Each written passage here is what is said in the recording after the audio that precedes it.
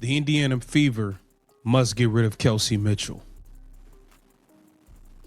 I said it. Caitlin Clark and the Indiana Fever have to move on from Kelsey Mitchell. Okay? Decisions, tough decisions are to be made. You guys wanted to expand the business, and it comes with tough decisions like this. That's not hesitation in his voice. That's certainty. And what he just said is going to shake up the entire Indiana Fever roster construction for the next 3 years. The Fever must get rid of Kelsey Mitchell. Not might. Not should consider. Must. And the reason why comes down to cold, hard mathematics that the new CBA is about to force on every team in this league. Kelsey Mitchell's our number one priority. She was our number one priority last year. She'll be our number one priority this year. Are we about to see now? Does Kelsey Mitchell take a pay cut to stay with this team? Because with this new CBA that they're about to sign, you can't have 3 max players and court a quality team. Can't happen. Pay cuts got to happen. We got to get into. Here's the problem that nobody's talking about. Stephanie White went on record calling Kelsey Mitchell the team's number 1 priority. She said it last year. She's saying it again this year. But priorities don't pay the bills when the salary cap math doesn't work.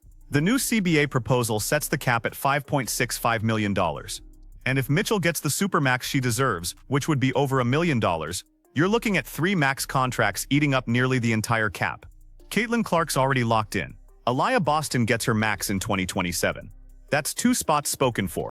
The 3rd spot, that's where this gets brutal. Now, when you look at teams like the Aces, where they got Jackie Young and Asia Wilson and Jewel Lloyd and Chelsea Gray, this is how they did that. You got to take pay cuts, okay? Asia Wilson took less than what she could have gotten, okay? She took less. Wilson wasn't the highest paid player in the league or even on her team last year. That was Jewel Lloyd. Jewel Lloyd was actually getting a max.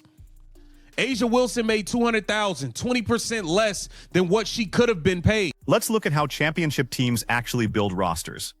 The Las Vegas Aces didn't win back-to-back titles by maxing out everyone. Aja Wilson, the league MVP, took 20% less than she could have earned. Jackie Young wasn't on a max deal. Chelsea Gray wasn't on a max deal. The only player getting full max money was Kelsey Plum. That's how you build depth. That's how you keep Sophie Cunningham types on your roster instead of watching them walk to Portland or Chicago because you can't afford to pay them. And here's what makes this even more complicated. Kelsey Mitchell is 29 years old. She's not on the same timeline as Caitlin Clark and Aliyah Boston, who are just starting their careers. Mitchell's in her prime right now, which means she's looking at this as potentially her last big contract. Can you really ask someone to take a pay cut when this might be their final chance to secure generational wealth? And a year after that, Caitlin Clark, the GOAT, is due for her max contract, and they should be the priorities, right? Specifically, Caitlin Clark. Aliyah Boston is a vital part of Caitlin Clark's game with that pick and roll, so her getting those 2 maxes should be the priority, Stephanie White. Stephanie White. You better do the right thing. If you guys give Kelsey Mitchell a full-on max contract. This is where it gets personal. Because Kelsey Mitchell is absolutely a max-level player in this league. Her scoring ability, her clutch gene, her chemistry with Caitlin Clark in the backcourt, all of that is legitimate. This isn't about her talent. This is about roster construction in a league that's finally getting real money, but still has a salary structure that punishes teams for keeping their stars together. The Fever have exactly 3 options here. Option 1, max out Mitchell, Boston, and Clark, and surround them with minimum salary players who won't move the needle. Option 2, core Mitchell for 1 more year at the max, which buys them time but doesn't solve the problem. Option 3, let Mitchell walk this offseason. Use that money to sign quality role players like Lexi Hall and Sophie Cunningham, and build a deeper roster around Clark and Boston. And better role players. The Lexi Halls, the Sophie Cunninghams, bringing in quality, paid role players rather than giving all the money to Kelsey Mitchell, knowing you won't be able to, once Aliyah Boston's due for a max, you guys aren't going to be able to have a good team. Once Caitlin Clark, I mean, you can't afford 3 of them. This is not an indictment or a knock on Kelsey Mitchell's game. Kelsey Mitchell 100% is a max player in this league. She's 100% a max player in this league, and I don't blame her if she doesn't want to take a pay cut, but damn it, if you want to be next to Caitlin Clark, you're going to have to. Look at what happened with restricted free agency. Lexi Hall is a restricted free agent, which means Indiana can match any offer she gets. But her hustle, her three-point shooting, her defensive intensity, teams are going to throw real money at her. Sophie Cunningham already said publicly she wants a more secure contract. She's not playing for minimum salary after proving she can be a legitimate rotation piece on a playoff team. So let's do the math. If Mitchell gets a supermax at roughly $1.1 million, and Clark's making $250,000 on her rookie deal, and Boston jumps to a supermax at $1.1 million in 2027, that's $2.45 million in just 3 players. Under a $5.65 million cap, that leaves $3.2 million to fill out 9 more roster spots. That's an average of $355,000 per player. You're not keeping Hall and Cunningham at that price. You're not signing quality veterans at that price. You're filling your roster with rookies and hoping they develop fast. Or around, and obviously I've already went over that. You can't afford it. You can't afford the fee. You can't afford to court a good team. And I don't even think you're gonna have to hit on your draft picks, because let's make no mistake about it. Caitlin Clark and Aaliyah Boston are the max players here. Okay, and you got to hit on your draft picks. Your veterans from overseas, you're gonna have to hit on these things, okay? And here it says any constable of front office sports broke down the numbers in the league's existing proposal, citing Fever as an example, given Kelsey Mitchell's free agency and likely supermax salary. As Constable noted, if Mitchell were to receive the new max, her contract combined. Now here's where the front office sports article gets really interesting. Amy Costabilla broke down the numbers and pointed out something critical. Under the current CBA proposal, if Mitchell gets resigned to a supermax, her salary would jump more than 4 times from the base of $250,000, and it would account for a higher percentage of the cap than it does now. The league is getting more money, but the salary structure is getting more restrictive, not less. And this isn't just about 2027, when Aaliyah Boston hits free agency, and 2028 when Caitlin Clark becomes eligible for her extension. If you lock Mitchell into a long-term max deal right now, you're handcuffing yourself for the next 3 to 4 years. You're betting that 3 elite players with no depth beats 2 elite players with quality role players. And we've already seen how that bet plays out. The Aces won championships with balanced rosters. The teams that tried to go top-heavy struggled to get out of the first round. While Cunningham, who has made it clear she hopes to be back with the team, but also expressed the desire for more secure contract, so perhaps running it back will not be as straightforward as it once seemed, as the front office will be tasked with attempting to work out deals that also allow room for depth. Okay, fortunately, the Fever have the advantage of Clark and Boston still being on rookie contracts, but when they are up for extensions, things could become much more difficult. All right.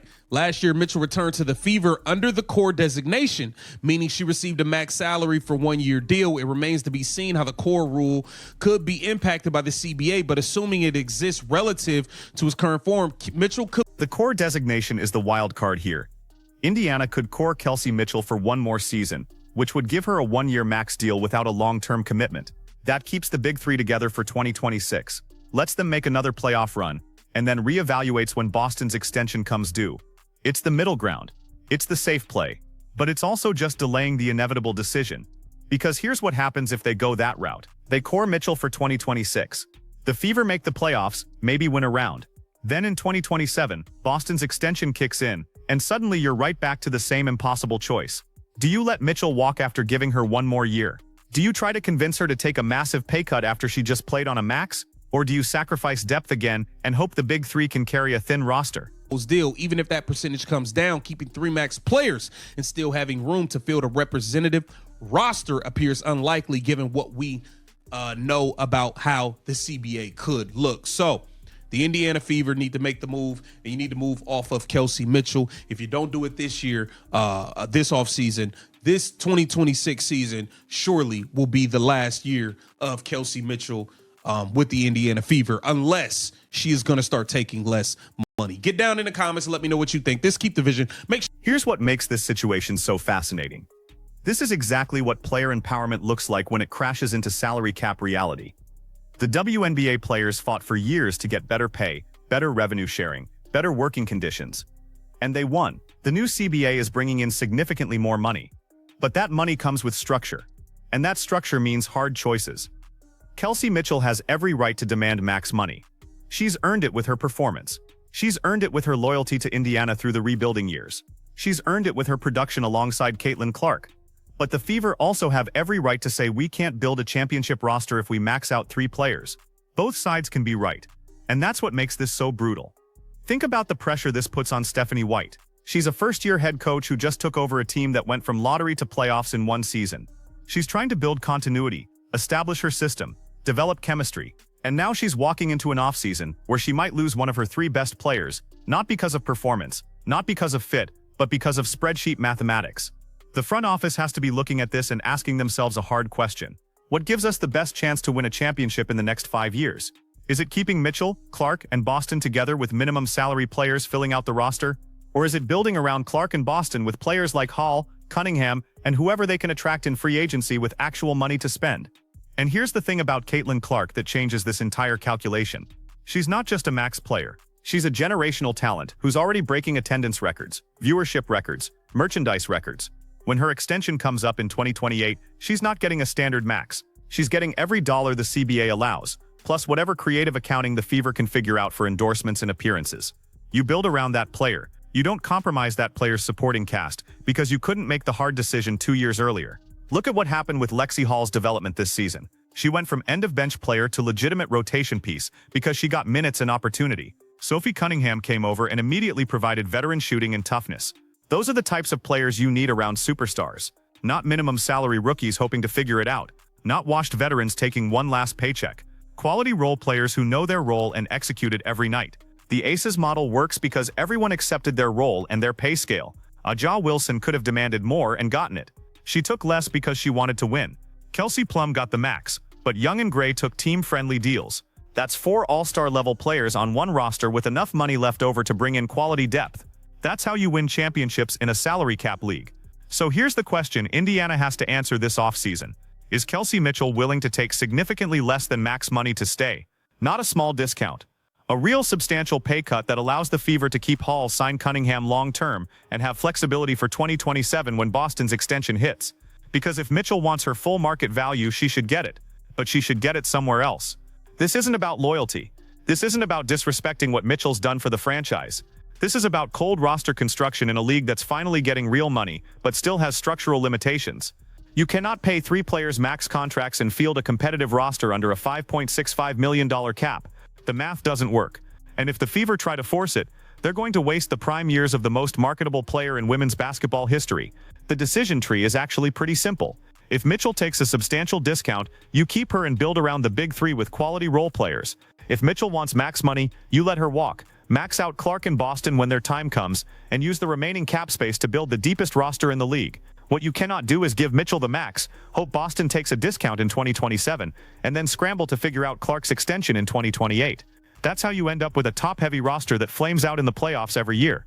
And here's the final piece that makes this so time-sensitive. The new CBA is getting finalized right now. The salary cap structure, the max contract percentages, the core designation rules, all of that is being negotiated as we speak.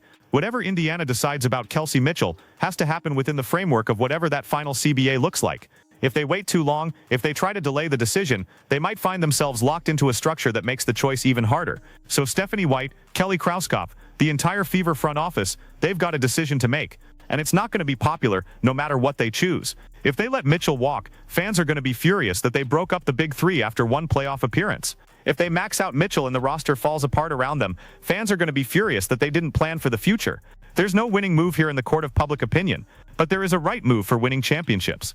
And that move is prioritizing Caitlin Clark and Aaliyah Boston, building the deepest possible roster around them, and trusting that elite talent plus quality depth beats top-heavy rosters every single time. The Aces proved it. The Lynx proved it. Every championship team in this league's history proved it. So what do you think the Fever should do? Should they max out Kelsey Mitchell and hope they can figure out the depth later? Should they core her for 1 more year and delay the decision? Or should they let her walk right now, sign Hall and Cunningham long-term, and build a sustainable contender around Clark and Boston? Because this decision is happening in the next few months, and it's going to define this franchise for the next 5 years. Drop your take in the comments.